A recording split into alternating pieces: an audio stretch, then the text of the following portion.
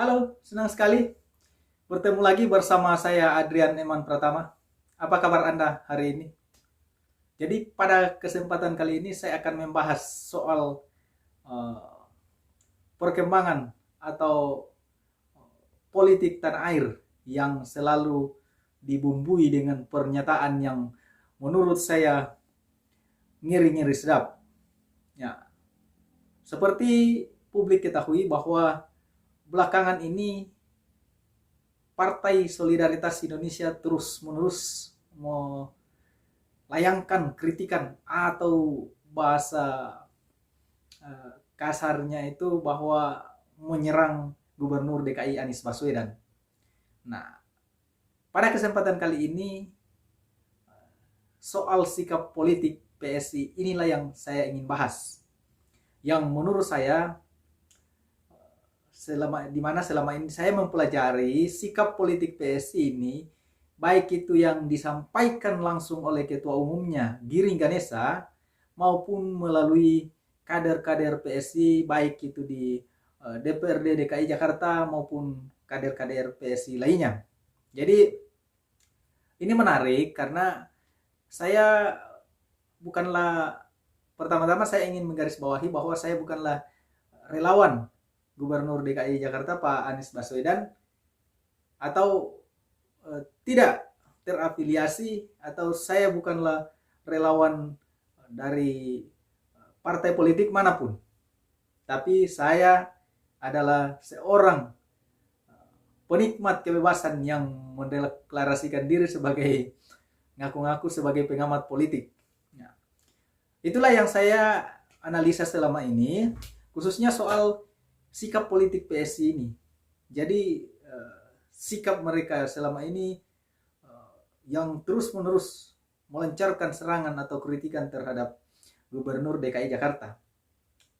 Saya sangat sepakat bahwa pemimpin itu harus dikritik.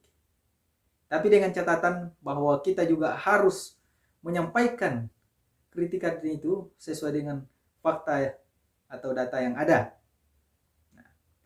Seperti misalnya contoh PSI mengatakan bahwa Gubernur Anies Baswedan ini, Gubernur DKI Jakarta Pak Anies Baswedan ini adalah seorang pembohong. Oke, fine. Tidak ada masalah. Kalau PSI menganggap bahwa Pak Anies Baswedan itu adalah gubernur pembohong, dibuktikan. Jadi jangan hanya berhenti di narasi. Meskipun saya sebagai generasi muda sangat menyayangkan sikap politik yang diperlihatkan PSI ini, karena bukannya mereka menyampaikan ke publik soal prestasi-prestasi PSI ini apa, misalnya kader-kadernya, justru malah yang dilakukan adalah terus-menerus menyerang Gubernur DKI Jakarta, yang menurut saya seperti kita ini akan melaksanakan pilkada hari ini atau esok atau bulan depan. Jadi ini menurut saya tidak normal, karena situasi di DKI itu seperti akan kembali melaksanakan pilkada. Padahal kita tahu periode Pak Anies Baswedan sebagai Gubernur DKI Jakarta itu habis di tahun depan. Tahun ini 2022 ya. Ya, betul. Nah, tapi yang terjadi sepertinya bahwa akan ada ini, apa namanya, hari ini akan ada pilkada. Seperti sikap-sikap politik yang kerap disampaikan Anies Baswedan, apa namanya, mohon maaf, Giring Ganesa itu, ketua umum PSI itu. Jadi inilah yang kemudian terus menjadi perbincangan publik, khususnya di media sosial juga, itu para relawan kemudian terus berdebat. Jadi narasi-narasi yang seperti misalnya kebohongan, jual agama, itu terus disampaikan oleh kawan-kawan PSI, dialamatkan kepada Pak Anies Baswedan, yang menurut saya sebetulnya ini karena efek kasus pilkada DKI 2017 lalu, yang seharusnya sudah selesai. Tapi saya heran juga kenapa teman-teman atau kader-kader PSI ini terus mengungkit atau membahas persoalan ini. Padahal kalau itu dihentikan harusnya kita sudah selesai. Seorang pemimpin kalau sudah dipilih, Pak Jokowi juga misalnya itu adalah presiden kita semua. Begitu juga dengan Gubernur Anies Baswedan. Beliau adalah gubernur semua warga Jakarta, termasuk kader-kader PSI ini yang mengkritik Pak Anies. Jadi sekali lagi saya sampaikan bahwa saya bukanlah kader relawan. Saya bukanlah relawan Anies Baswedan, saya bukan pendukung beliau juga. Tapi saya melihat bahwa cara-cara politik yang dipertontonkan atau dilakukan oleh kader-kader PSI ini yang seharusnya, karena di situ ada generasi-generasi muda semua, itu harusnya dihidangkan dengan narasi-narasi positif yang bukan justru terus mengungkit atau mengungkap masalah, menghubung-hubungkan dengan masalah intoleransi. Tapi kenapa justru terus dikaitkan dengan itu? Nah, sepertinya ini karena ada efek, saya melihat ada efek pilkada DKI lalu, yang ada kelompok-kelompok termasuk PSI ini yang belum move on dari kekalahan di Pilgub DKI 2017 lalu. Itu yang saya lihat, dan sepertinya akan terus dipertahankan untuk pilkada, mohon maaf karena gak ada pilkada di 2022 maupun 2023, jadi dia ditunda ke 2024. Jadi itulah strategi politik yang dilakukan. Kita nggak tahu itu apa maknanya untuk, atau apa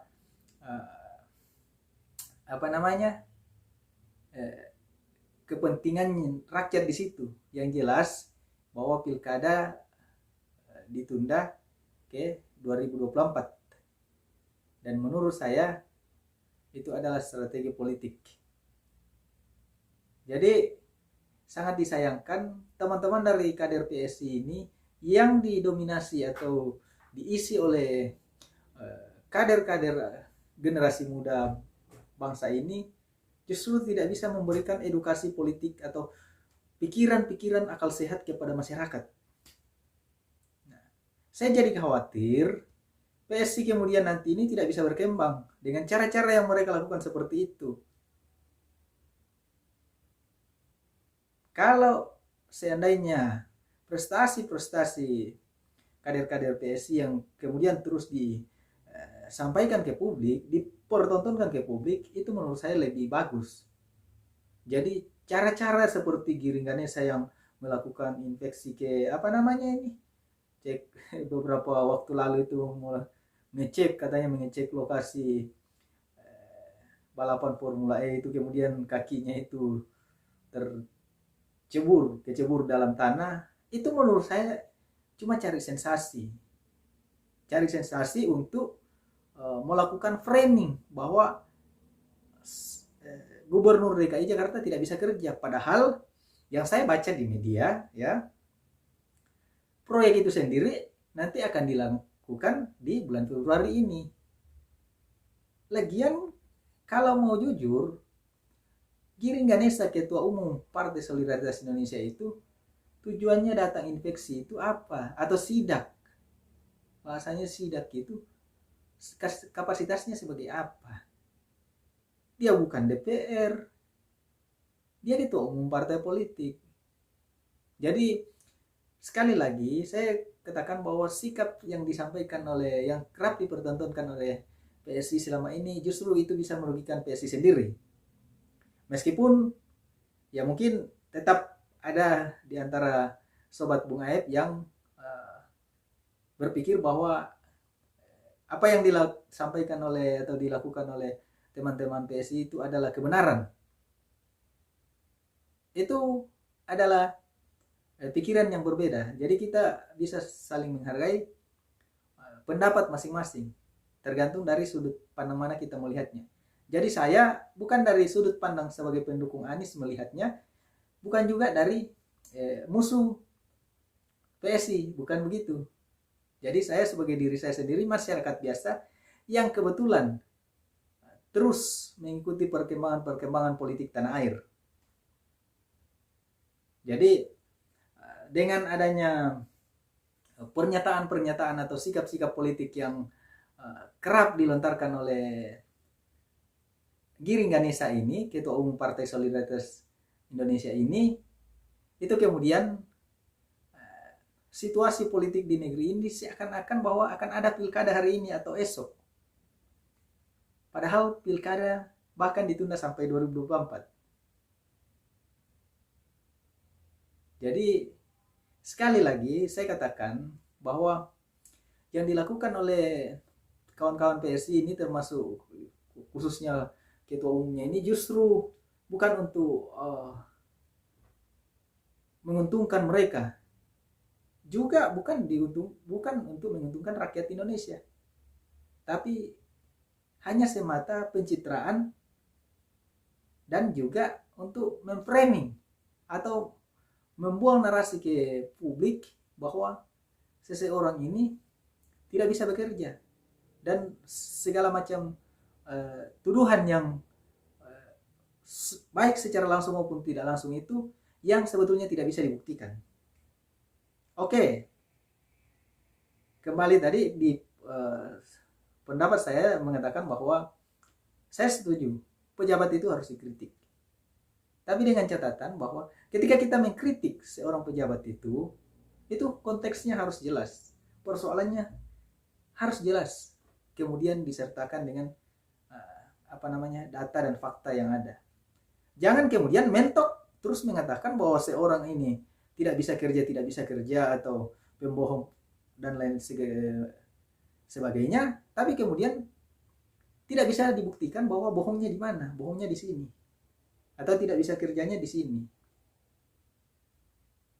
Itu loh menurut saya. Jadi sekali lagi saya melihat itu dari sudut pandang manapun, bukan dari hanya satu sudut saja, bukan dari seorang pendukung Gubernur Anies Baswedan, bukan pula sebagai musuh PSI, karena kan saya ini kan bukan orang politik, saya hanyalah rakyat biasa, masyarakat kecil yang kebetulan hobi mengikuti update perkembangan politik tanah air.